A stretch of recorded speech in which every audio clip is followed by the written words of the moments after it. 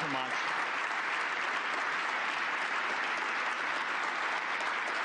Thank you very much.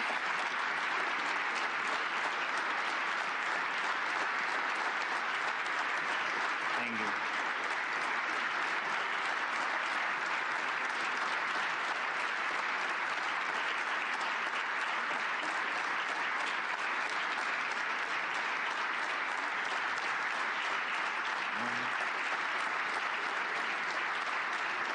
Thank you very much.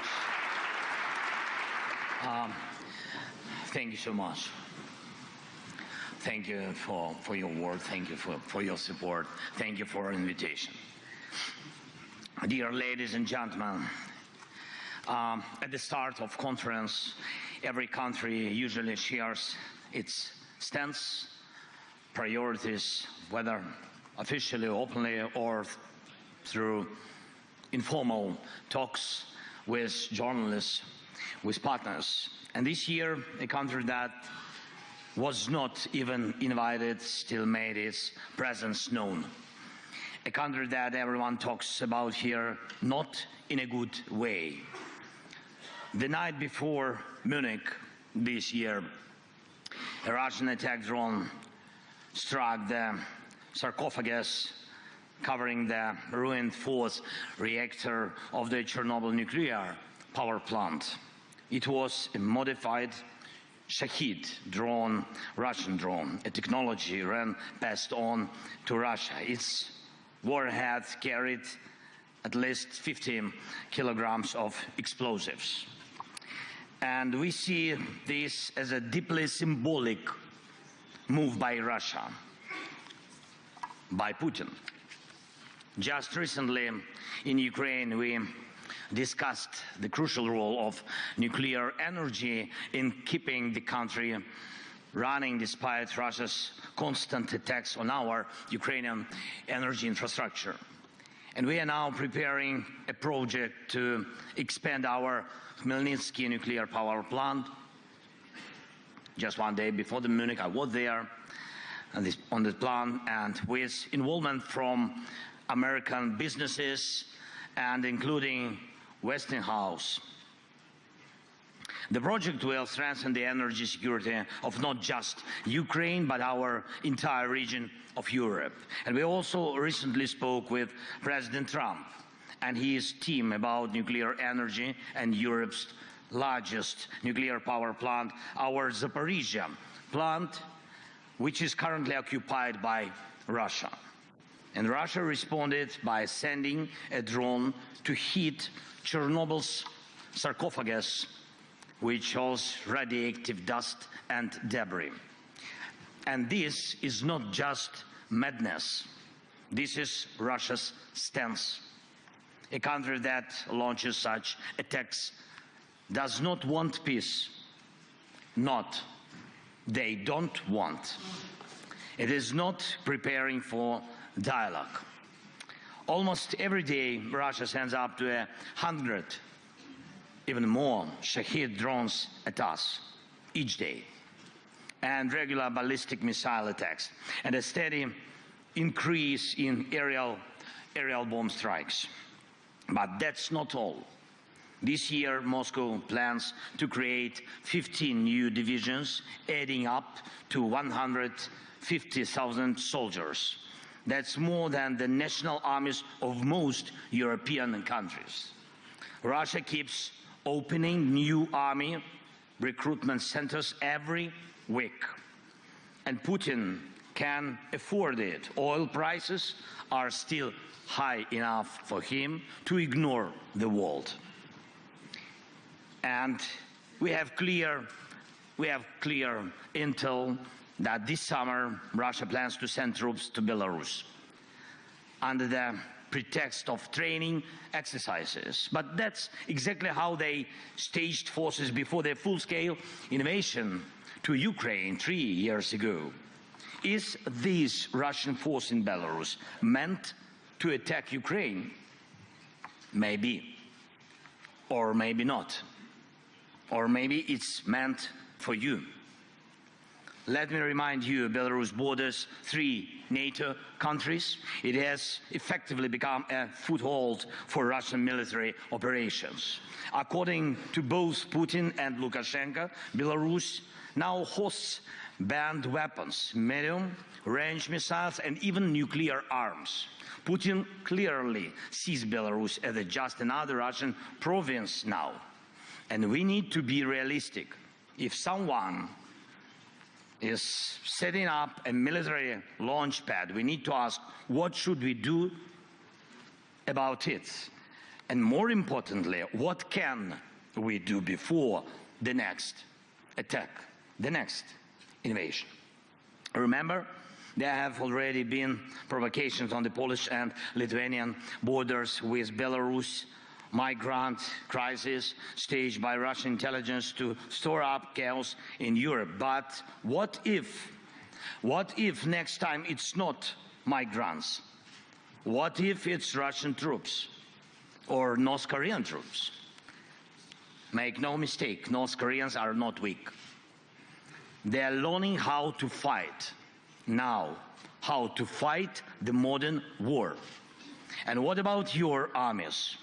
Are they ready? And if Russia launches a false flag operation or just straight up with no insignia from Belarus, like how Crimea got taken in 2014, how fast will the allies respond? And will they respond at all? Yesterday here in Munich, the US Vice President made it clear. Decades, he said, decades of the old relationship between Europe and America are ending. From now on, things will be different, and Europe needs to adjust to that. Ladies and gentlemen, I believe in Europe, and I'm sure you believe too. And I urge you to act for your own sake.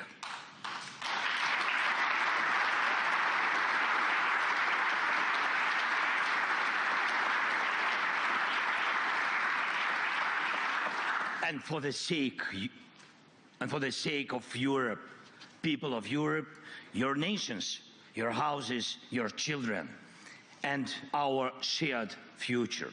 For this, Europe has to become self-sufficient, united by common strengths, Ukrainian and European. Right now, Ukraine's army, supported by global aid, thank you so much, is holding back Russia. But if not us, then who will stop them? Really? Let's be honest, now we can't rule out the possibility that America might say no to Europe on issues that threaten it. Many leaders have talked about Europe that needs its own military, an army of Europe.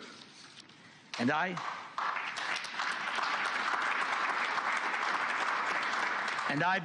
really believe that time has come. The armed forces of Europe must be created.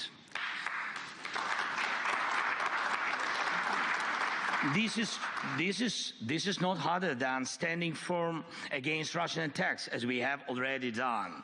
But this is not just about increasing defense spending as a GDP ratio. Money is needed, of course, yes, but money alone will not stop an enemy assault.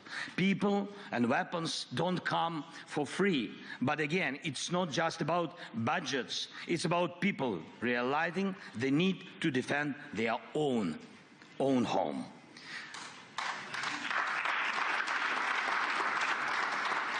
Without Ukraine's army, Europe's armies will not be enough to stop Russia. It's reality for today. Only our army in Europe has real modern battlefield experience. But our army alone is not enough too.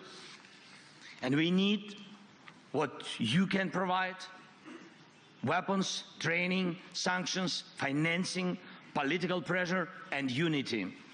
3 years of full-scale war have proven that we already have the foundation for a united European military force. And now, as we fight this war and lay the groundwork for peace and security, we must build the armed forces of Europe so that Europe's future depends only on Europeans, and decisions about Europe are made in Europe.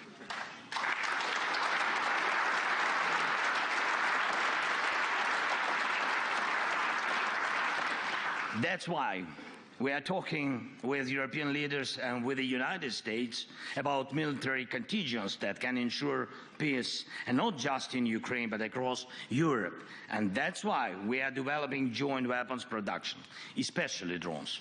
Especially the Danish model, for example, of pooled investments for arms production in our country is already working well, very successful. Last year alone, thanks to Ukrainian and partners' efforts, we produced over 1.5 million drones of various types. Ukraine is now the world leader in drone warfare. This is our success, but it's also your success, of course. And everything we build for our own defense in Ukraine also strengthens your security. And the same should apply to artillery, air defense, technologies, and armored vehicles. Everything needed to protect lives in modern war should be produced in Europe fully. Europe has everything it takes. Europe just needs to come together and start acting in a way that no one can say no to Europe. Boss it round or threat it like a pushover.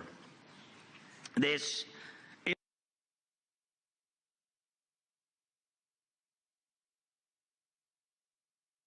isn't just about stockpiling weapons. It's about jobs, technological leadership, and economic strength for Europe.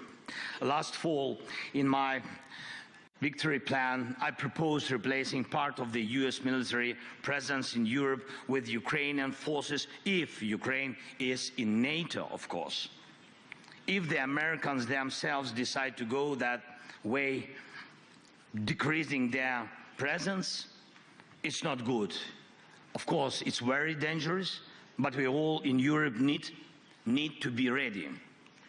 And I started discussing this even before the US elections because I could see where American policy was heading. But America needs to see where Europe is heading. And this direction of European policy shouldn't just be promising, it should make America want to stand with a strong Europe. This is absolutely possible, I'm sure of it. And we must shape that course. Europe must decide its own future. We need confidence in our own strengths so that others have no choice but to respect Europe's power. And without a European army, that is impossible. Once again, Europe needs its own armed forces. And I know Mark Rutte, my good friend, is listening to me right now.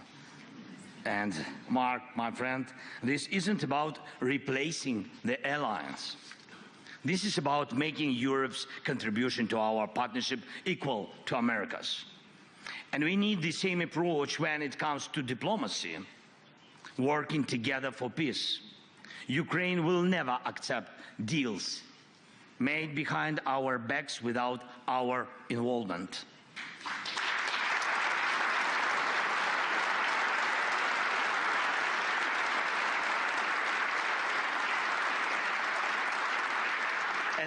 And the same rule should apply to all of Europe.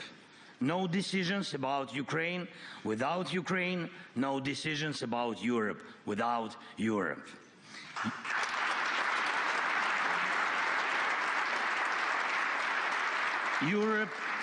Europe must have a seat at the table when decisions about Europe are being made. Anything else is zero. If we are left out of negotiations about our own future, then we all lose. Look at what Putin is trying to do now. This is his game. Putin wants one-on-one talks with America. Just like before the war, when they met in Switzerland and looked like to carve up the world. Next, Putin will try to get the US president standing on Red Square on May 9th this year, not as a respected leader, but as a probe in his own performance. We don't need that. We need real success. We need real peace.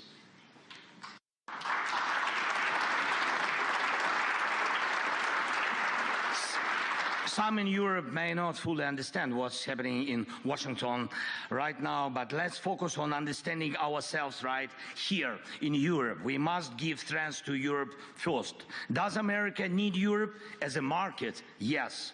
But as an ally? I don't know. For the answer to be yes, Europe needs a single voice, not a dozen different ones.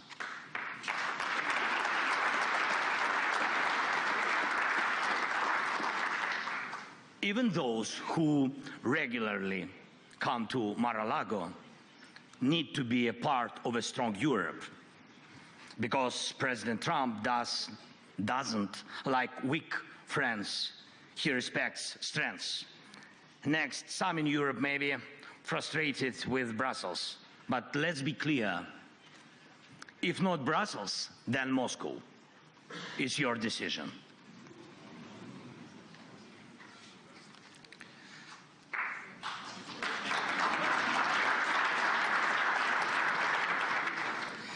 That's geopolitics. That's history. Moscow will pull Europe apart if we, as Europeans, don't trust each other. A few days ago, President Trump told me about his conversation with Putin. Not once did he mention that America needs Europe at the table. That says a lot. The old days are over when America supported Europe just because it always had. But President Trump once said, what matters is not the family you were born into, but the one you built. We must build the closest possible relationship with America, and yes, a new relationship, but as Europeans, not just as separate nations. That's why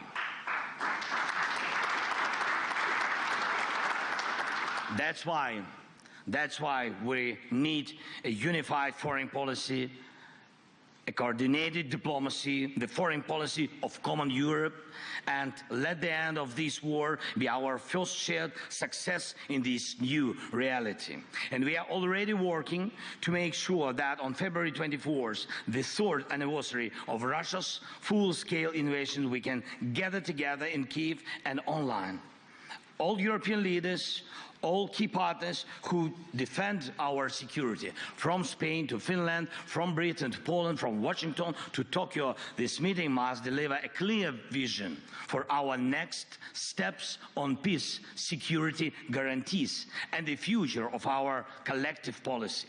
And I do not believe in security guarantees without America. Yes, it will be just weak, but America will not offer guarantees unless Europe's own guarantees are strong.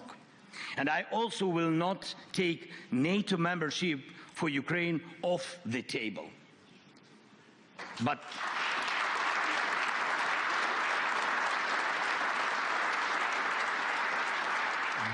right now, the most influential member of NATO seems to be Putin, because his whims have the power to block NATO decisions. And that's despite the fact that it was Ukraine's army that stopped Russia, not a NATO country, not NATO troops, but only our people and our army. And there are no foreign armies fighting on Ukraine's side in this war, but Putin has lost almost 250,000 soldiers in this war. Over 610,000 have been wounded. Just in the Battle of Kursk, our troops eliminated nearly 20,000 Russian soldiers. We completely destroyed the North Korean units that Putin had to bring in because his own forces were not enough to hold back our counteroffensive. For over 6 months now, Ukrainians have been holding a foothold inside Russian territory, even though it was Russia that wanted to create a buffer zone inside our land, in Ukraine. And I am proud of Ukraine. I am proud of our...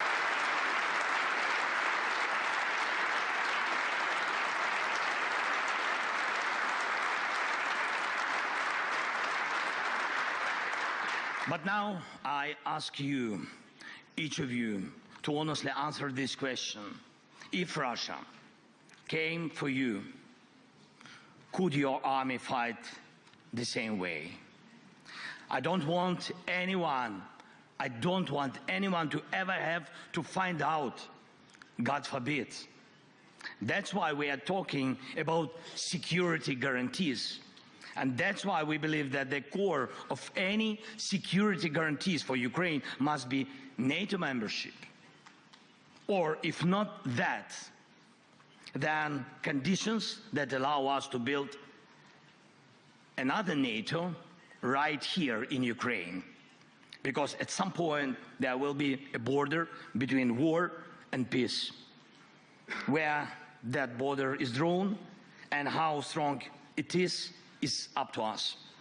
My proposal, Ukraine's eastern border, Belarus eastern border, the eastern borders of the Baltic states, Finland's eastern border. That is the strongest security line for all of us in Europe, because that is the line of international law.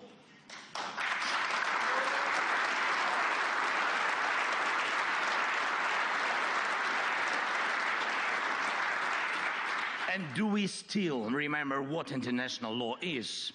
Let's be honest, international law, these two words already sounds a bit outdated, but I believe that Europe's mission is to make sure international law still matters. And finally, one last point. What security guarantees can Putin offer? Before the war, many doubted whether Ukraine's institutions could withstand Russian and Putin's pressure, but in the end, it was Putin who faced an armed rebellion from within. He was the one who had to defend his own capital from his own warlords. That alone shows his weakness. So what happens to the million Russian troops currently fighting in Ukraine? Where they gonna fight if not in Ukraine? This is why we cannot just agree to a ceasefire without real security guarantees, without pressure on Russia, without a system to keep Russia in check, to fight us, Putin, pull troops from Syria, from Africa, from Caucasus, even from some part of Moldova. And right now, he faces a shortage of fighting forces. And if this war ends the wrong way, he will have a surplus of battle-tested soldiers who know nothing but killing and looting. And that is yet another reason why this war cannot be decided by just a few leaders, not by Trump and Putin, not by me and Putin, not by anyone here in Munich sitting down with Putin alone. We must apply pressure together to make real peace.